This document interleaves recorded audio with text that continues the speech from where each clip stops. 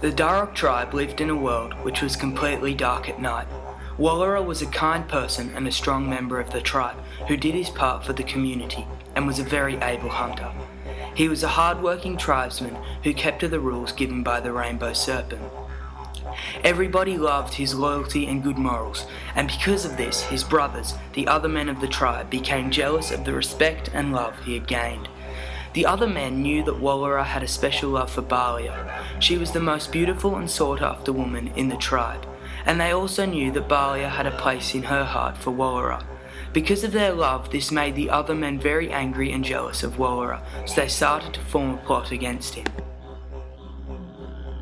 The night before the men were set off to go for a big hunt, they stole Wallara's hunting tools, such as his boomerang and spear, so when he woke up in the morning he couldn't find any of them. He asked around the other men, but they lied to him and said they had no clue of what happened. Breaking many of the rules set by the Rainbow Serpent, Wallara couldn't go hunting that day, so he was forced to stay at camp. Wallara wasn't allowed to go out with the women either, so he stayed at the camp. He found his hunting tools hidden in the other men's sleeping areas.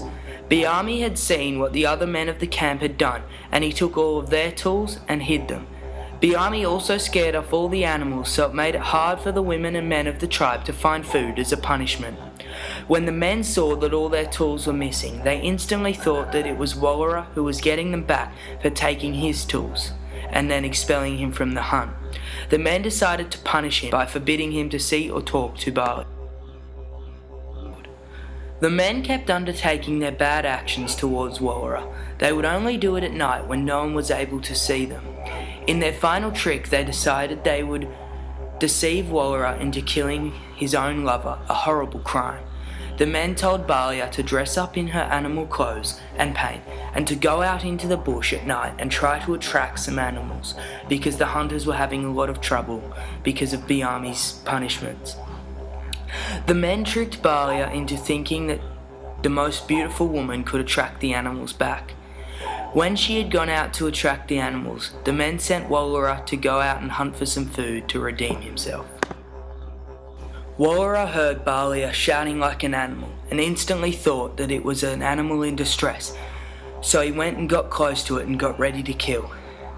As he threw his spear, he realised that it was his lover, and before he could shout out and tell her to move, the spear hit her and ended her life. Wallara started crying.